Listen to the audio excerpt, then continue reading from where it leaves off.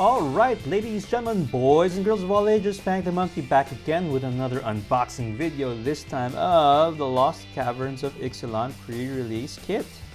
So I had opened one pre-release pack earlier. I will have to go through some of those cards and try to appreciate the card design, but I don't think we got any big hits there. Even on the promo pack that we got from my LGS from Wild with Eldraine, no heavy hits. But I'm hoping we can turn that around with this particular box. So let's get right to it. We'll open up the promo pack as a bonus at the end. But let's see if we pick up any good spicy cards from the set. Alright.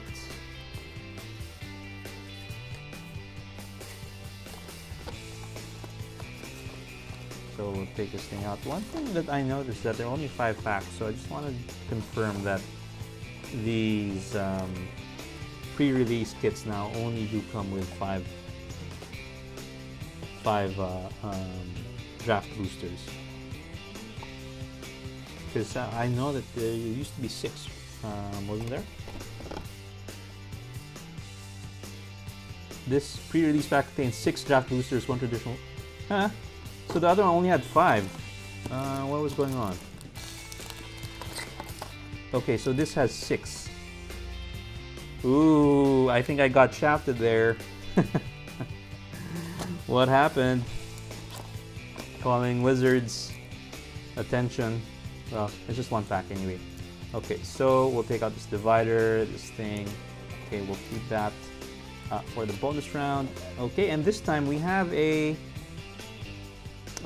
different color die. This time it's in this red pinkish state. So again, it's November 11. So do we get an 11? We got a 12, fortunately. Okay, so we'll put this away. And let's get right to opening these packs. Alright, here we go. Pack number 1. So this time we have 6 packs. The other one only had 5. I have no idea what happened there. Does that even really happen? Okay. So Disturbed Slumber, Skullcap Snail, Unlucky Drop, Iron Paw Assistant, Successor's Aid, Marauding Brine Fang. Okay, I thought I read something there. Won't say it here. Tentative Sunscribe, Mephitic Draught, Glorifier of Suffering, and Oteklan Landmark. Now for the uncommons, we start off with Canonized in Blood. So this set, again, like Ixalan, features a lot of vampires. So yeah, I think this adds to that particular flavor. Next, we have a Dauntless Dismantler.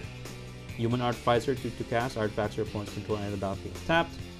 Pay XX and white. Sacrifice Dauntless Dismantler. Destroy each artifact mana value X.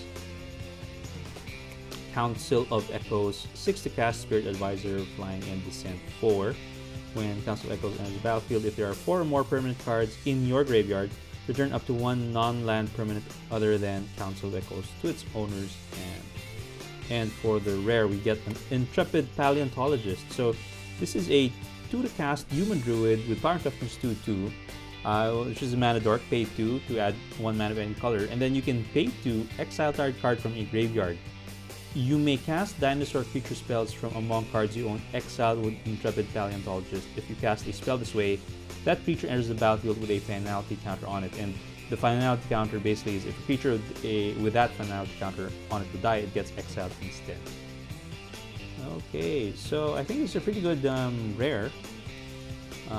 Definitely will see play in my commander decks, and you get this nice showcase plain. Okay, let's put that there. And then the dinosaur token down here. Okay, pack number 2. Still can't get over the fact that the other box only had 5. I wonder what was going on there. Next, we have a Caverns Stomper, Echo of the Dusk, Ancestral Reminiscence. Okay, Family Reunion, Child of the Volcano, Staggering Size, Daring Discovery, Cosmium Blast, a marionette, a deathcap marionette, and a tiding blade to end the commons. Okay, and next we have a diamond pickaxe. So this is an artifact equipment, 1 to cast with indestructible. Equipped creature gets +1/+1 and has, whenever this creature attacks, create a treasure token. Oh wow, this is actually a pretty good. So it's only 1 to cast, it's indestructible, and you can pay 2 to equip. And equipped creature gets 1/1 and you can create a treasure token. I think this is going to go into my Ishin deck. Double up those attack triggers. That is pretty nice. Glow Cap Lantern, it's also 1 to cast, another equipment. Equipped creature has, you may look at the top card of your library anytime, and whenever this creature attacks, it explores, and then you can pay 2 to equip. Hey, these are pretty good equipments. I think this is going to see a lot of play. Malicious Eclipse, it's a sorcery, 3 to cast. All creatures get -2/-2 until end of turn. If creature if another creature an opponent controls would die this turn, exile it instead. Okay, and then for the rare we get a Corpses of the Lost. So it's a 3 to cast enchantment. Skeletons you control get +1/+0 and have haste. Alright.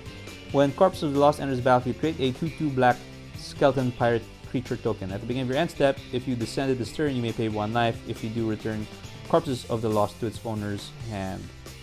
With which you can cast it again and create that skeleton pirate creature.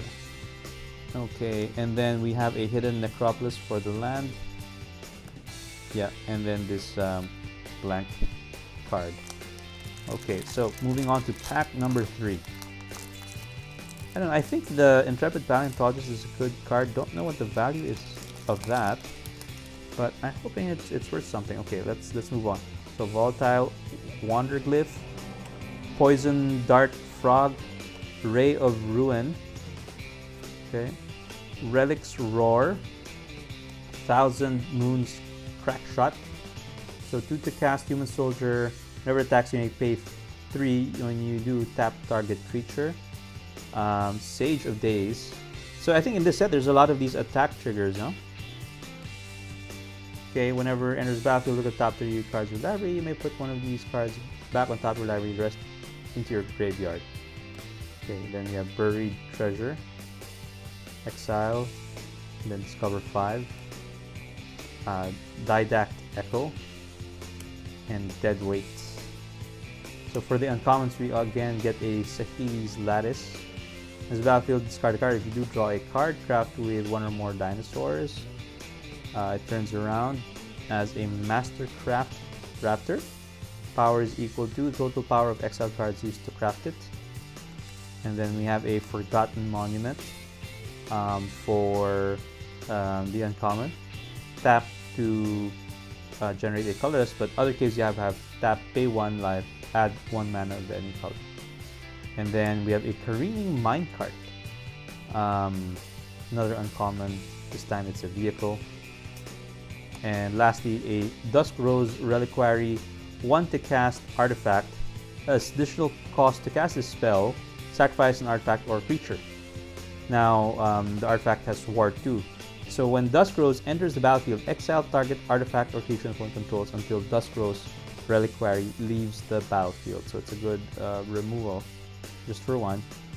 And then for the rare, we get a Subterranean Schooner. So it's a vehicle, 2 to cast, 3/4. Whenever it attacks target creature that crewed it this turn, explores, and then it's only crew 1. Okay, and we get a Promising Vein for the land. Tap 1, gain a colorless, and pay 1. Tap it, sacrifice Promising Vein. Search your library for a basic land card, put it in the battlefield, tap, then shuffle. And we get a map token. Okay, moving on to pack number 4. Still looking for value, not seeing it yet. But let's see if that trend will continue. So at Itali's Favor, River Herald Guide, Fungal Fortitude, Pirate Hat, Iron Paw Aspirant, with Disruptor Wanderglyph, Walk with the Ancestors, Okay, we have a braid, and then acrobatic lead. So those are reprints there. So we have a lodestone needle, 2 to cast artifact with flash. That is battlefield. Tap up to 1 target artifact or creature and put 2 stun counters on it. Then you can pay 3, craft with artifact. Exile this artifact, exile another artifact control or an artifact card from your graveyard. Return this card transformed under its owner's control. Craft only as a sorcery and turns into Guidestone Compass, which is an artifact where you can pay 1 and tap it. Target creature you control explores. Activate only as a sorcery. Okay, and then we get a Zoyoa's Justice. 2 to cast instant. Owner of target artifact creature with mana value 1 or greater shuffles it to their library. Then that player discovers X, where X is its mana value. Okay. And then another uncommon, we have Ixalan's Lore Keeper. 1 to cast Druid. Tap it, add 1 mana and color. Spend this only to cast a dinosaur spell or activate an ability of a dinosaur source. Okay, another uncommon here. How many uncommons did you get? Market Gnome. So when it dies, you gain 1 life and you draw a card. When Market Gnome is exiled from the battlefield while you're activating a craft ability, you gain 1 life and draw a card. Cool. And for the rare, we get a Roaming Throne. So it's 4 cast Golem, artifact creature with Ward 2. As Roaming Throne enters battlefield, choose a creature type. Roaming Throne is the chosen type in addition to its other types. If a triggered ability of another creature you control of the chosen type triggers, it triggers an additional time. Wow. I think, yeah, you can probably do some stuff with this card. Okay, and then we get a Hidden Courtyard for the land and a Golem token. Okay, pack number 5. Still nothing notable really, but we're still hoping we can get something in the last 2 packs. Okay, so Relic's Roar, 1000 Moons, Crackshot, Panic Outsoar, Poison Dart Frog, Fungal Fortitude, Frilled Cave Worm, Fanatical Offering, Compass Gnome, Mephitic Draught, and Inverted Iceberg. So I think these are mostly cards that have already come out. Next we have a Dreadmaw's Ire. It's an instant, 1 to cast. Until end of turn, target attacking creature gets +2/+2 and gains trample, and whenever this creature deals combat damage to player, destroy target artifact that player controls. Okay. Next we have a Sinuous Benthesaur. So first time we're seeing it. 6 to cast Dinosaur with Power Toughness 4/4. When Sinuous Benthesaur enters the battlefield, look at the top X cards of your library, where X is the number of caves you control plus the number of cave cards in your graveyard. Put 2 of those cards into your hand and the rest at the bottom of your library in a random order. Okay. And then Stinging Cave Crawler. 3 to cast Insect Horror with Descend 4. Whenever Stinging Cave Crawler deals attacks, if there are 4 or more permanent cards in the graveyard, you draw a card and you lose 1 life. Ooh, and we get a mythic. Nice. And it would be Oger Patik, Deepest Epoch. So this is one of those gods that I was talking about. And it's a dual-faced card or double-faced card. But let's read the first part first. So it's 4 to cast, Legendary God, 4/3 Power Toughness with Flying. Whenever you cast an instant spell from your hand, it gains Rebound. Okay, exile resolves at the beginning of your next upkeep. You may cast it from exile without paying its mana cost. Whenever Oger Patik dies, return it to the battlefield, tap and transform under its owner's control with 3 time counters on it. And then you flip it, it becomes a Temple of Cyclical Time. So tap it to add blue, remove a time counter from Temple of Cyclical Time, and then you can pay 2 in the blue, tap it, transform Temple Cyclical Time, activate only if it has no time counters on it and only as a sorcery. So it would bring back the front face and then you can do it all over again. Pretty nice. Okay, let's put this guy over here. Then we have a Hidden Nursery for the land and then a gnome.